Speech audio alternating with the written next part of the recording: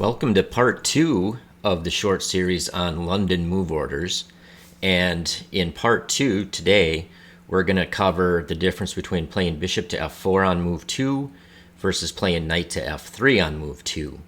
And in the first video, we covered how to handle quick attempts by black to play queen to b6 and put pressure on our b2 pawn. And we had an in-depth discussion on the two knights tabia versus the triangle tabia. And I would recommend, if you haven't watched that video, it would be ideal to watch that video first and then watch this video.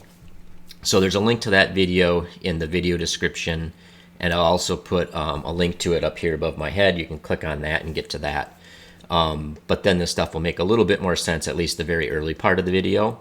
Otherwise, you could just skip ahead. I'll put chapters in here, and you could skip ahead to the section where I covered the differences in the options available versus the kingside fianchettos, and that will make perfect sense without having an understanding of those two tabias. But to consider the differences between these two opening moves on move 2, it's probably best to just look back to history a little bit in the London system. And the thing to realize is the original move, the London system, was played with knight to f3 on move 2 and bishop to f4 on move 3. And then that ran into some problems, and the players adjusted and started playing bishop to f4 on move 2. So I'll show you real briefly the problems that they ran into with the traditional move order and how bishop to f2 helped solve that move order. So traditionally,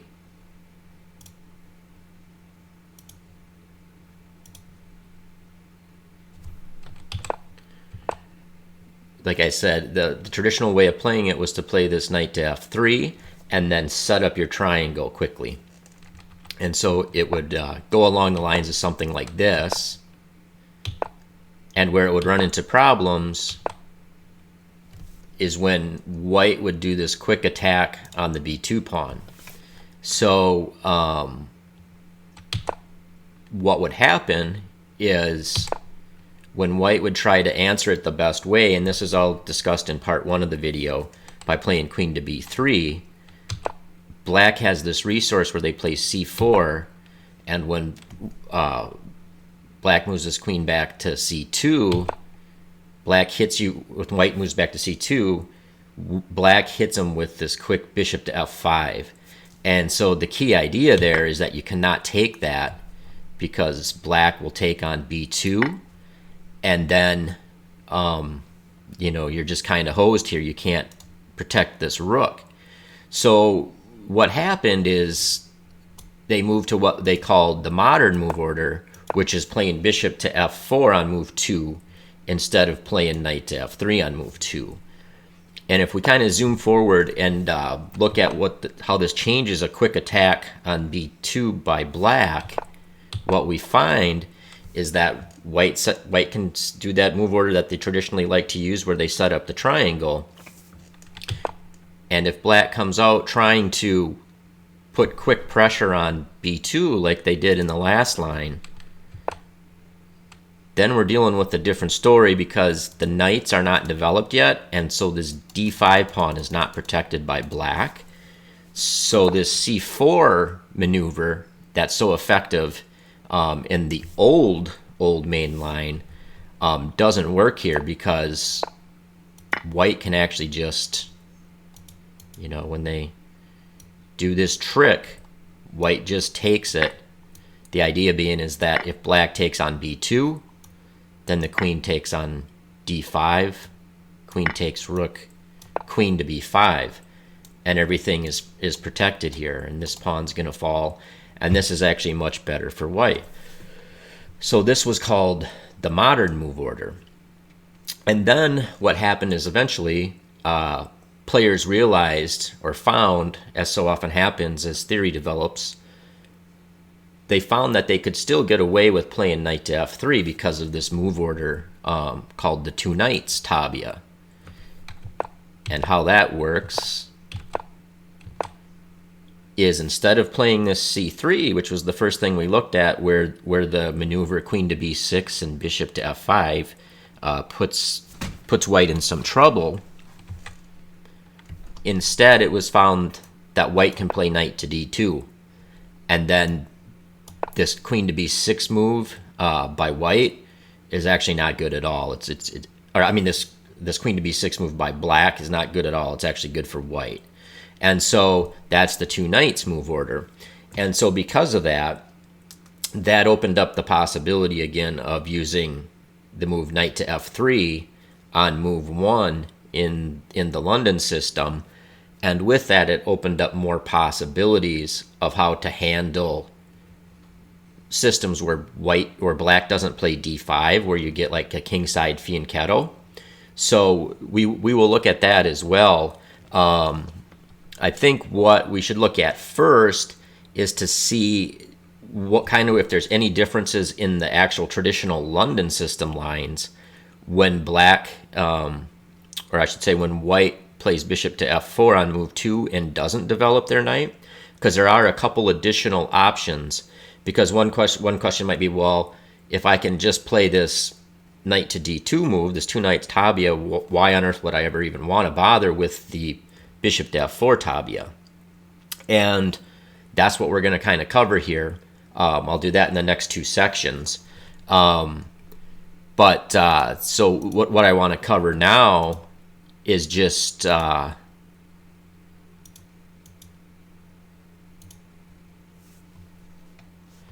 the advantages of not having a knight on f3 within the traditional London system itself. So the advantages, the positives of playing this triangle system. So, and there are a couple concrete advantages, and they just basically revolve around opening a couple of options up that white can play that you would not be able to play if you had played knight to f3. So let me jump back over into the board here, and we'll look at that. So let's take a look at these two options that are available to us if we play bishop to f4. So the first one comes out of the main line of the London system if they play a Queen's Gambit decline move order, and this will come up a lot. It's probably one of the most frequent things that we'll get. And how this comes about is we will normally get this kind of position on the board right here. And black has the choice of playing bishop to e7 or bishop to d6.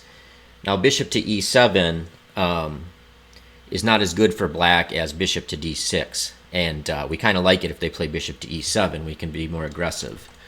Now, the more testing way for black to play is to play bishop to d6. And there's different ways, for white to respond to that. They can drop their bishop back to g3. They can just let them take it and recapture with the e-pawn. But the thing to note is that if we played the two bishop to f4 move order, playing the bishop and not moving the knight, not having this knight here gives us this additional option of just capturing this bishop. The queen is forced to recapture, and then we play f4. And we obviously couldn't do that if our knight was on f3. So this is a positional line, and it scores very well at club level. So the thing that I really like about it is as an adult improver, there's not much that we need to have memorized or anything. Once we get here, we just exchange, we play f4, and then we try to argue that our bishop is better than their bishop. And we just play chess and we try to grind them out. So that's a good option to have available, especially for adult improvers that don't want to have to memorize all kinds of crap. And still have a slight advantage in a playable position. And you can kind of specialize in that and gain experience over time playing that way. The other good line that's available to white if they play bishop to f2 instead of knight to f3 on move 2 is sometimes you'll see black will play knight to f6, and when you play bishop to f4, they'll play e6. And what this tells us is that, black is probably a Nimzo Indian, Queen's Indian, Bogo Indian player.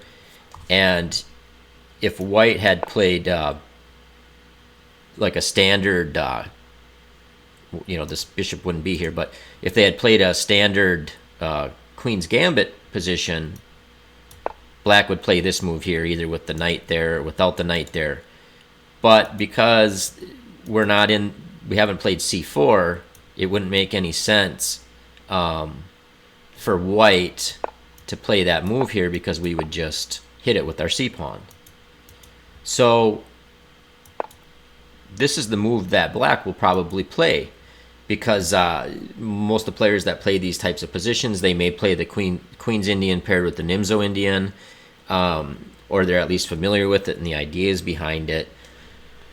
So when they're faced with the London system and they can't go about their normal defense, they'll usually play b6. And then the cool thing is, because we haven't put our knight on f3, we have this really good line that we can play, and we play queen to f3. Surprise! You can't play b7 right away now, or bishop to b7 right away now. And this line, this variation, has just a massive score for white. I looked it up in the Lichess database at the 2000 and 2200 level. It scores 15% better for white than black. And so, like, in a nutshell, what we're trying to do is we're going to play knight to c3, castle queenside, play g4, h4, typical kind of pawn storm idea. And we'll see more of that kind of idea here in a bit when we get to the kingside fianchettos with the bishop to f4 move order. But I think that's like a really good resource to be aware of, because for an adult improver, like when you play this queen to f3, they're probably a good chance they've never seen this before. It's not all that common, and if they don't make the right moves, they can end up in trouble real quick. And what's interesting is, so what they'll probably do is they'll play knight to c3, knight to c6, so that they can get their bishop on b7, because that's where they just want it. And we just go about our plan here. We're just gonna castle queenside and pawn storm them. And what's interesting is that even if they play knight to a5, thinking that they're gonna protect that bishop and open that discovery on our queen, we just play e4 and we just go about our business. So that could be a really good choice, and it's just an option that's not available if you had played knight to f3 on move 2. So that's kind of like the two main variations that are available to you if you play bishop to f4 on move 2, that would not be available to you if you played knight to f3. So I think now we can actually get into like the meat and taters of this video, and that is how your choice on your second move impacts what you play against the kingside fianchettos, because you'll see that a lot, because there's a lot of King's Indian players, Grunfeld players. But what we will do is, I think we'll look at, because we just got done looking at bishop to f4, some additional options. Let's first look at the options, or the main option that is good if you play bishop to f4 on move 2, that isn't as good if you play knight to f3 on move 2. So let me get the chessboard up here again. And we'll zip in and look at that.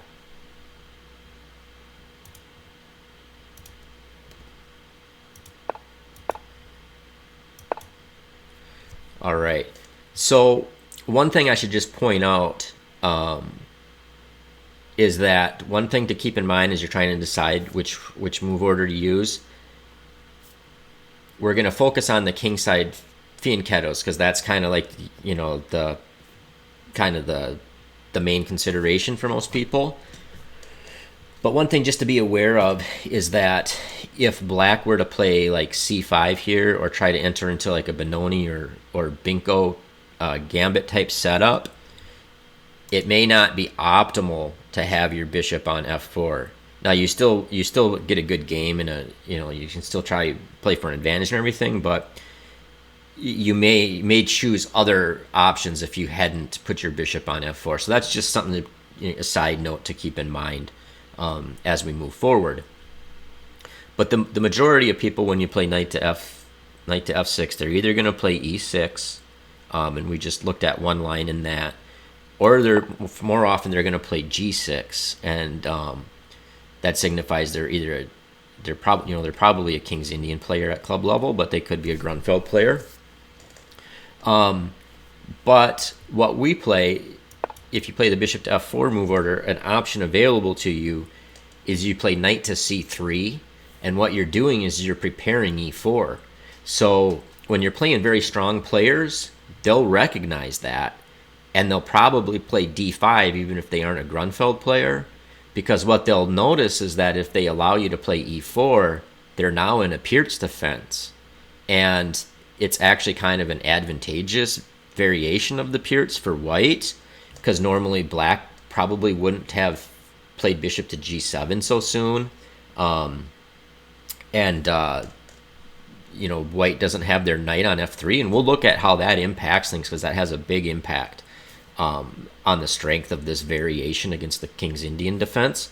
So let's go down the line where black just charges ahead and plays bishop to g7. They're a King's Indian defense player. They play it because they don't want to learn theory, and they're going to castle kingside. They're going to play d6. They're going to try to play e5 and try to come at you. Well, we hit them with this e4, and now, like I said, we're officially in the Pierce defense now. And like I said, it's not necessarily a good version for black, and they may not have any experience in this thing. It scores 14% better for white than for black, so another big positive score, and that's at the 2000 to 2200 level in the Lichess database. So what you'll probably see is they'll either castle or play d6. They'll probably play d6. If they don't, we could hit them with e5. So the King's Indian players, they'll know to play d6 to stop e5. And then what we do as white is we just play queen to d2. And our plan is just to do like this thing similar to the Yugoslav attack against the Dragon, where we just play bishop to h6, trade off their dark squared bishop, pawn storm them. And I think this is the line, like in that line is where Bobby Fischer said, it's easy, you just, get rid of dark squared bishop and sack mate. Well, it's not that simple, but this is like a even better version than that.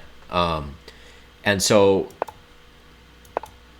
we will castle queenside. Now, here you might see all kinds of interesting things, because there's a good chance at club level they won't necessarily have something prepared. But if you play like if a strong player ends up going into this, which it's probably more likely that they would have played d5, but the strongest way for black to try to get some counterplay is to play c6, and when we go to try to exchange off the dark squared bishops, they play b5.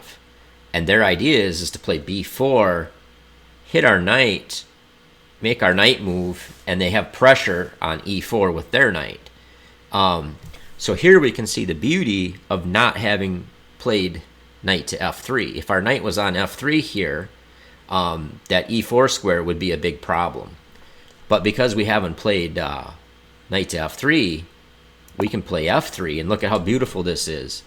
So we protect e4. If they hit our knight now, we're not dropping e4, and on top of that, it supports us, our kingside pawn storm. It supports g4, and so this has just like if white knows what they're doing and spends some time learning these attacks and and how to play this position, white has just a monster score in this position, and this could come up a lot, and they might not even know to play the c6 b5 thing. A lot of times they'll just kind of sit back and you'll just kind of hammer them. And I've kind of noticed that King's Indian I've noticed in general, not just King's Indian defense players, but attacking players, they just, for some, you wouldn't, it's kind of a paradox, but they kind of suck at defending. It's just like it takes them out of their comfort zone. They want to be the one kind of imposing their will on the other player, and if you just hit them in the chin and just go at them, they don't put up good resistance, and that's, at least that's in my experience and what I've seen.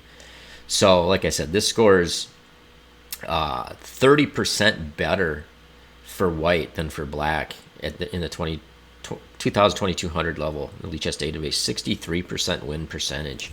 So that is kind of like one of the benefits of playing bishop to f4, is that you can try to aim for these Pierce defense transpositions where you have f3 available to you. Now let's go back and look and see what would happen if you were playing a stronger player. So basically, instead of playing bishop to g7 here, they'll likely play bishop to they'll likely play d5.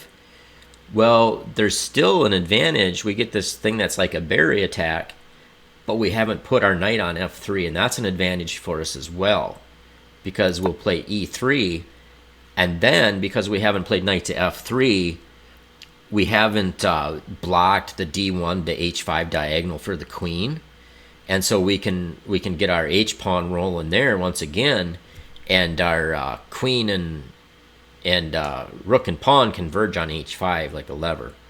So once again, that's the advantage of the bishop to f4 move order.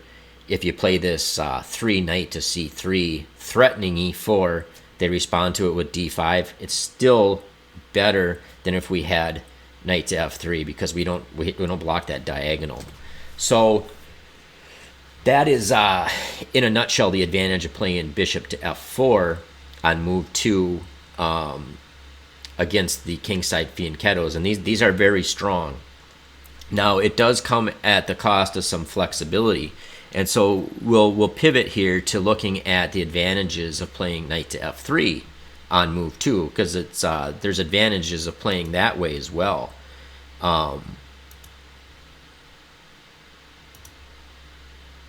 So yeah, let's take a look if how the options available to white against the kingside fianchettos if they had played the knight to f3 move order.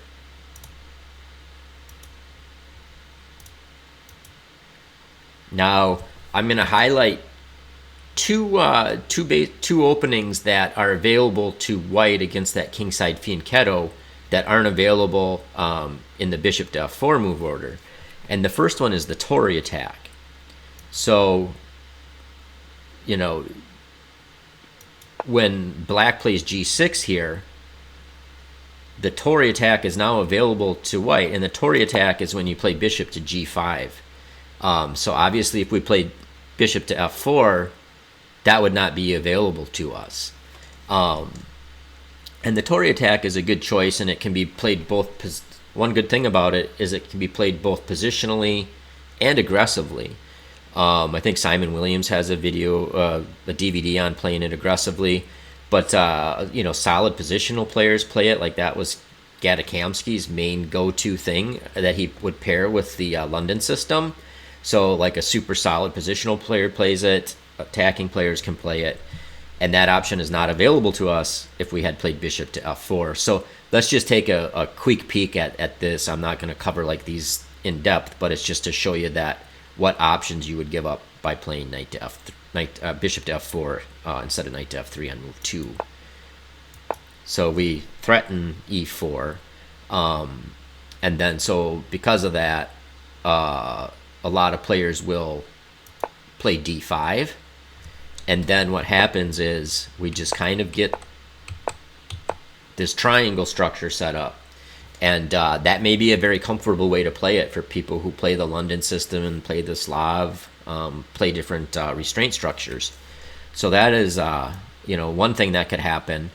The other is if you're playing somebody and they're kind of like a club player, a King's Indian player, they'll commonly, the most common move actually will be that they just castle, and then white can choose whether you want to play e4, you know, and take the center over, or whether you just play set up your triangle and you can just play it that same way. So I mean, you could play e4 here, you know, take over the center, get something like this, or you could you know, just set up your triangle. You could play c3,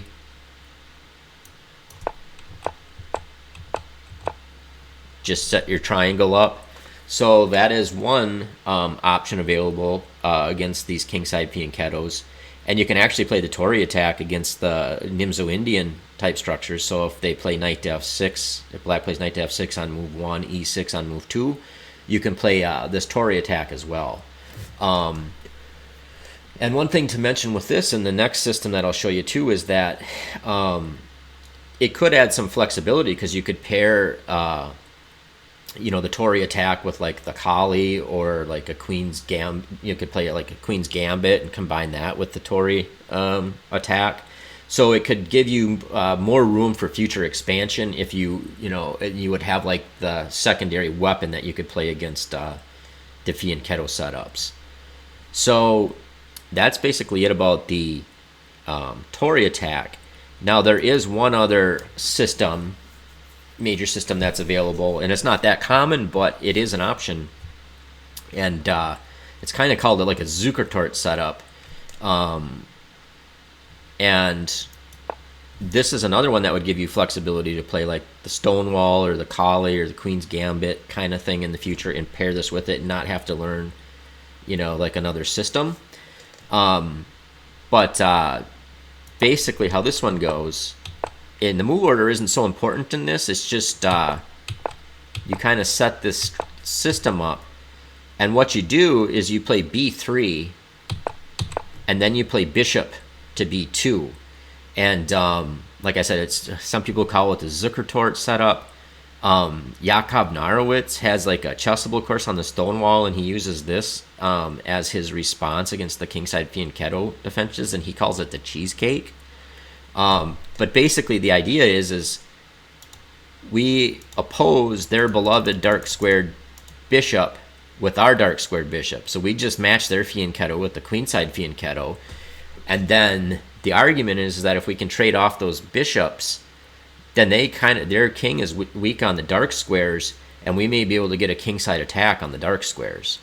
The other thing is it does clamp down on bishop. It does clamp down on the e5 squares, so it makes it a little bit harder for them to get their beloved e5 break in. And so let's just look real quick at how that might unfold. But the idea is we kind of grab more space here, and if they were to try to play e5 right here,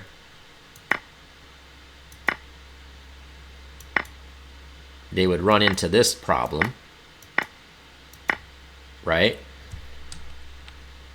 And I'm sure that would come up. The other thing is what they may try to do is if they see that's a problem, they may play knight to g4, and then we basically just let them do it, and then we just would play queen to d2, have the queen support that dark squared bishop that opposes their dark squared bishop, and we just argue that you know, we have more space here. So you just have like a very slight pull in the position, but it could be a very easy way where you don't, for an adult improver, you don't have to memorize all kinds of stuff. You know this setup. You would just want to make sure that you play the bishop to b2 in time, so that it helps prevent the e5 break. You don't want them to get a quick e5 break in before you play that bishop there. So that is another system that's not available if you play the bishop to f4 move order. So,